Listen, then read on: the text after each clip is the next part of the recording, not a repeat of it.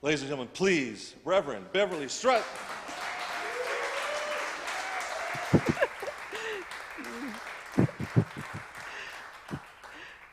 Good morning, everybody. Good morning. Center for Spiritual Living, East Hawaii. Is this off, Joe? Yes. Otherwise, I'll be feedback. You'll have more than one of me.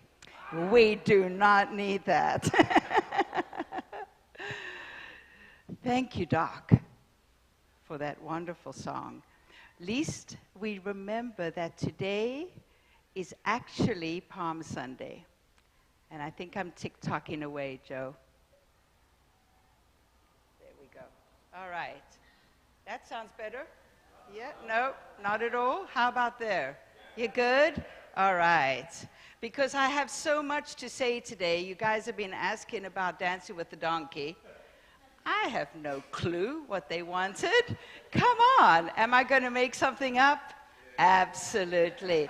Anyway, let's go back to, it is Palm Sunday, and we don't want to forget that Science of Mind has its origins and its roots in Christianity. Dr. Ernest Holmes was a Christian. And so whenever you read his writing, you will see a lot of him and Lord and Creator and all these things in it. This is where he was raised. His mom, however, was brilliant because she said, nobody in my family will believe in sin or the dogma or any judgment. So she raised them that way, very thoughtful. He was also not a very good student, but he was a very good scholar. So this is where all our work comes from. Anyway, thank you again, Doc, because that just gets all the juices flowing for this brilliant day. It's been quite a week. This is one of the holy weeks of the year. We have Ramadan that began on April 2nd, go through to May 2nd. It's a time of fasting, 11 to 16 hours in the day. But it's not just food that they fast from. It is gossiping, it is arguing, lying. It's a time of self-reflection, spiritual growth, and a time to grow in moral excellence. Can we fast of those? Oh, I think we can. Of course, today is Palm Sunday, celebrating Jesus' return to Jerusalem. And then beginning Friday the 15th, we have Passover, one of the most important Jewish holidays. And it's to celebrate, the Jews celebrate this every year to commemorate the anniversary of the miraculous exodus from Egyptian slavery, as the story is told in the Bible. Magnificent week. We all get to steep ourselves in all these wonderful traditions because we're all just walking each other home. We're all going to the same place. In the foundation of all our beliefs, they are the same. And so we're just doing this all together. But there's one other thing that happened this week. Opening day in baseball. Yes. But you know, I read this beautiful thing about opening day. It was written by Mary Schmitz from the Chicago Tribune. All you have to do is say the words and you feel the shutters thrown wide and the light pour in. In baseball, no other day is so pure with possibility. No scores yet, no errors, and no losses. The slate is clean. What a magnificent day opening day is. We could do that every year. Wouldn't that be brilliant? We could do it every day. That would be even better. So this week has been a celebration of many traditions. It's also been opening day. And of course, we had a brilliant day yesterday with our yard sale. Thank you, Susan. And to everybody else that contributed in goods and time and energy and love. We thank you for that. So before we get into why we're dancing with the donkey, let me give you this cute little story. And if this knocking on my microphone is being an irritant, please let me know and I'll just change it off like this. Boys in the back? We're good. Excellent. So it was Palm Sunday, but because of a sore throat, 8-year-old Billy stayed home from church. When the family returned home, they were carrying several palm fronds. Johnny asked them what they were for. People lined the streets with them to herald Jesus' return, his father told him, and they held them over his head as he walked by. Johnny was like, geez, he fumed. The one Sunday I don't go and he shows up. You gotta love Johnny. You gotta love Johnny. And so while I was doing my research about this dancing with the donkey, I read this beautiful story about this donkey colt. His name was Caton. And him and his mom were going with their owners on a journey to Jerusalem to see Jesus' return. And along the way, they were talking to each other, and Caton said to his mom, you know, I wonder if Jesus would ride into the city on a donkey. And his mom went, oh, no. He's either going to come on a big white stallion, or maybe even an elephant, or maybe even a lion. This is a person of great grandeur, and, you know, he's a king. He's a king of us. So no, he won't be using a donkey. He's like, oh, that's too bad. So they're wandering around, and they get closer to Jerusalem. And along come the two fishermen, and they come over to the group, and they ask if they could please take the donkeys to serve Jesus in his return. Caton, of course, is so excited. He's like, oh, Mama, do you think he's going to ride us in? She goes, no. We're probably going to carry some of his stuff and just go on in. Well, when they got to Jesus, Jesus spoke to the donkeys because, of course, he can. And he said to Caton, he goes, Caton, I would really like to ride you into Jerusalem. And his mom's like, you know, Jesus, this is great, but you know, he's a colt. He's only 1 year old. He's not very strong. You know, if you want to ride, you know, let me carry you.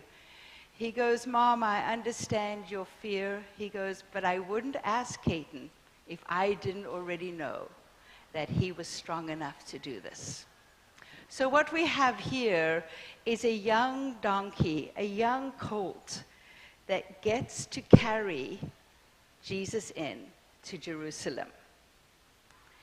And once they've carried him in, Jesus actually changed his name to Locael, which means the carrier of the Lord. So we look at this story, besides the wonderment of this beautiful donkey that got to do this, and we notice that Jesus didn't choose a horse, an elephant, a lion to ride in on.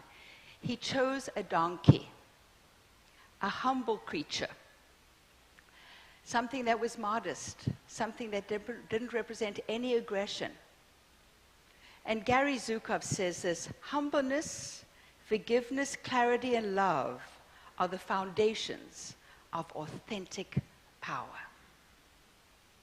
So sometimes I look at this and I think how we walk into a situation. When that calmness and that beauty and that humbleness comes in, there's actually an authentic power that comes with it. And also it's said in Zechariah that the Messiah will ride through Jerusalem on the back of a donkey colt that has never been ridden. Just hold on to that thought for 1 second. I'm going to come back to that. He rode on a donkey colt that had never been ridden. So metaphysically, the donkey is that part of us that is stubborn, untrainable, undisciplined. The stubbornness can also be interpreted as resistance, an unwillingness to move forward, to stay on a difficult path. And the donkey also represents persistence and can endure and travel along rocky and broken roads. So for Jesus, rather than deny and fight or abandon the path, he rode in on his donkey stuff. Do you think that there was any resistance in Jesus when he was riding into the Jerusalem? Can you imagine what that must have felt like for him?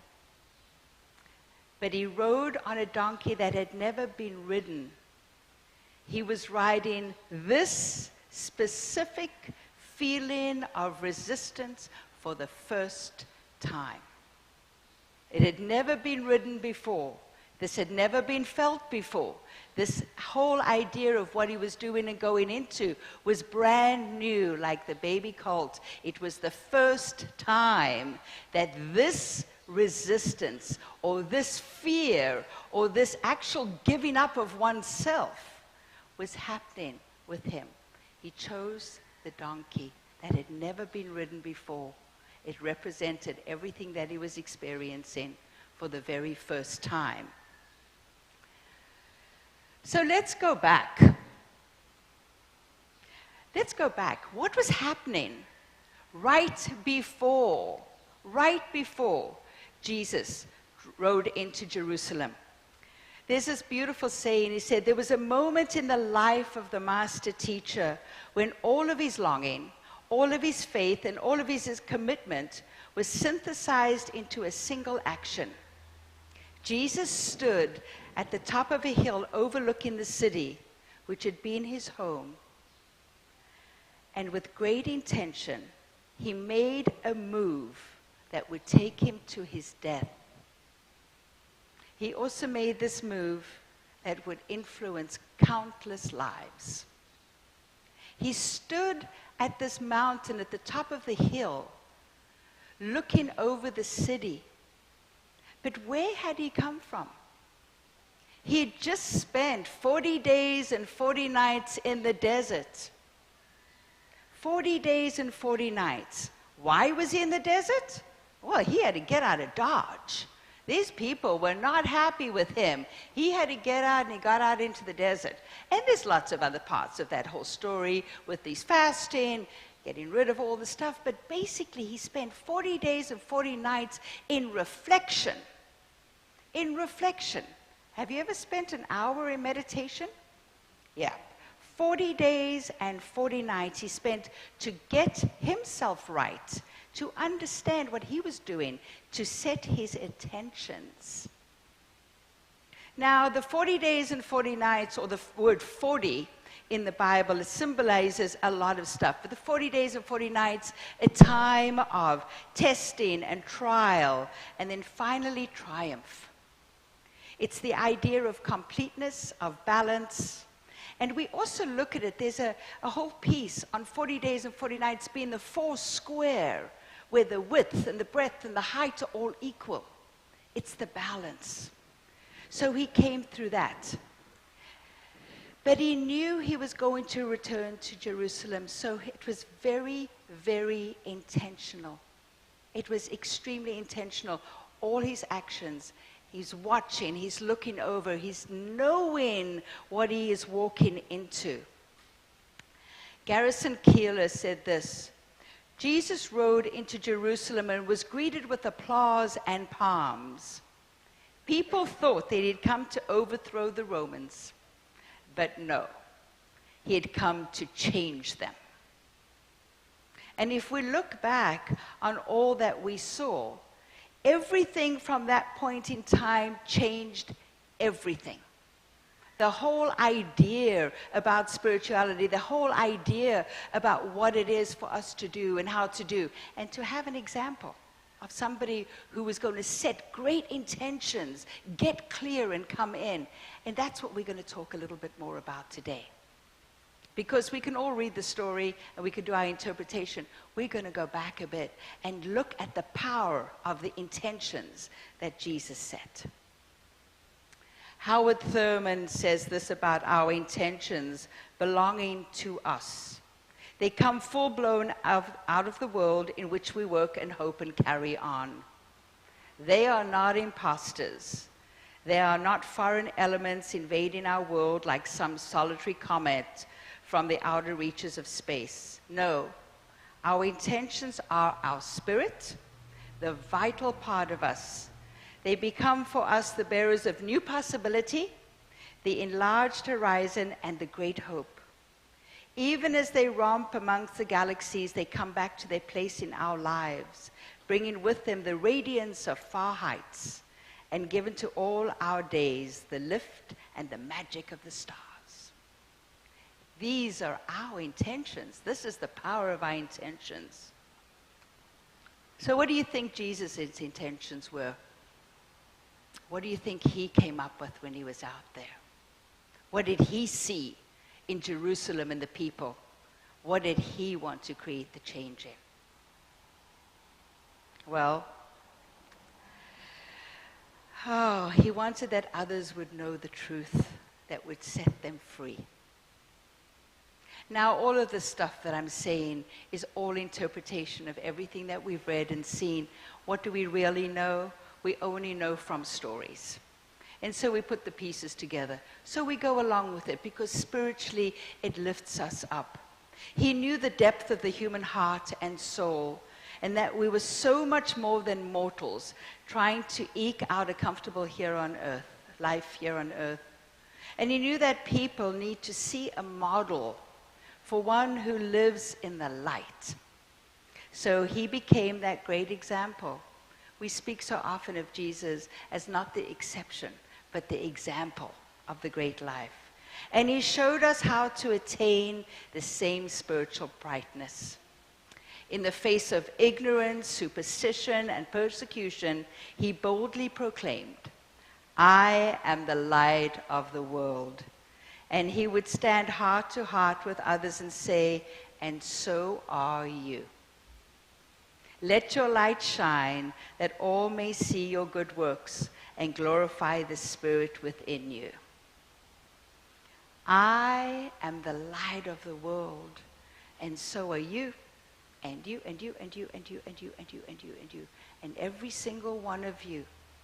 We all have that same Christ consciousness within us. We all have that same light that no matter what is going on in our world, no matter what has come forward, it's covering up or bringing us down, it's not going to touch that. That light, let it shine. That is the truth of who we are. That is the breath of the divine that is working through and as us in everything we do, everything that we are. He set an intention not just for himself, but for humankind. You know, we get to do the same thing every single day. You know, we wake up in the morning, and a lot of us come to that meditation online. We set in intentions for our day. And as we know that we are all part of the one mind, that intention is set for everybody. So when we set that intention for a day that unfolds with ease and grace, or a day that is free from any discord, we set in this intention for everybody. We're all part of that same mind. So Scott Aubrey, Reverend Scott Aubrey, who delights us every week with wonderful quotations that we as ministers get to use, he said this about the power of setting our intentions. Being so clear in what we are called to be and do, that the tumblers of the universe will roll into alignment to make the way possible for our fulfillment. Oh, the tumblers of the universe roll into alignment to make the way possible for our fulfillment. So often I have said that willingness is the combination code for what all we want to do. So he's saying the tumblers, all of those pieces to unlock this wonderment. When we are clear in our intention, everything in the universe conspires to support us in it. But it does require our commitment. It does require our commitment. There's one. There's a responsibility in there. There's one thing to speak it. There's one thing to know it. Right up here. This isn't the Queen calling. This is the knowing up here. And there's another to allow it to drop into our being, so it is who we are. So we become responsible for our intentions. So often people say, "Oh, I'm totally responsible for my actions." Oh, yeah. But what about your intentions? Intention is that behind the scene, the work that we have done, the work that's going to be coming forward, that will excite the action. We don't think about those. That's the clearing part. That's the beauty. That's the time we take. That's the 40 days and 40 nights, or 4 hours, or 4 minutes we take to get clear before we walk into a place. The setting of our intentions. So I would offer that today, the teaching of Palm Sunday is celebrating the light within us, but it can also be looking at the intentions that we set. What can you do? Where are you resolute in your intentions? Do you use intentions in your life? Are you clear about what gives your life meaning? These are all things that we can ask questions of so we can set our good intentions around them. Because when we are awakened and clear in our intentions, everything in life synthesizes to bring about healing and blessing and love. And all things begin to work together when our intentions are clear. So what I invite you to do this week is to take some time. Take some time for yourself to sit, ponder, get clear about your desires for your life. Get clear about that which might not be working, and set some really good intentions. Some people might say, oh, that sounds like a goal. No, a goal is a finite thing that we strive for when we go. An intention is a big, broad desire of wonderment and goodness that can come our way, and that we can work through all different sides to get to what our desires are. So we want to set something. So I invite you this week to do that. And of course, we don't want to forget to dance with the donkey. We're going to be dancing with the donkey. Remember, the donkey is our resistance. So while you're setting your intentions, if you're feeling that resistance, if you're feeling your stubbornness going, I'm not going to do this. I don't care what she says. I'm not going to do this. I'm not even going to entertain it. Go, it's time to dance with the donkey, because that's our donkey. And if you have a colt that you can ride, if this is a resistance or a stubbornness that you've never seen before in your life, think of Caton. Think of that young donkey that is getting to carry Jesus into Jerusalem. That same feeling gets to carry you forward in your life. So dance with the donkey. It might look a little strange, especially if he's standing up on 2 fours like this, but dance with it anyway. And I want to just leave you with this. This is from Dr. Ernest Holm, from his book, Spiritual Awareness. Jesus spoke of the joy which he had and which he desired us to have, that our joy might be full. There is music at the center of everything, and the melody is real. We must uncover the song and permit it to saturate our souls with joy. The ancients said the wind whispers, the leaves clap their hands, and the morning stars sing together. Spiritual living is not a droll affair. It is a triumphant entry of the soul into the secret places of the Most High, where the scroll of life is inscribed with joyous words. I am the Lord thy God in the midst of thee. And so it is.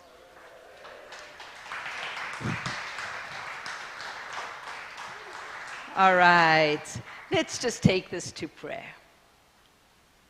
So here we are on this beautiful Sunday, the Sunday that we honor as Palm Sunday, the Sunday that we recognize and know that the Master Teacher Jesus made choices and decisions that moved himself into a place that would ultimately take his life. But he knew that this was part of bringing the light to the world, that would bring change to everybody, would bring change to even those that deny it. In their denial, there's a recognition of it. So I know for each and one of us as we walk our path today or this week, that we walk out into the world recognizing that there is a donkey in our lives and we get to ride it. We get to dance with it. We get to know that it is just part of our experience. So we set our intentions firmly. We express our desires, and what happens? Spirit says yes. Yes, my beloveds, yes. I hear you, I see you, I agree with you, and I honor you all with love. And we claim this together by saying, and so it is. Thank you, thank you.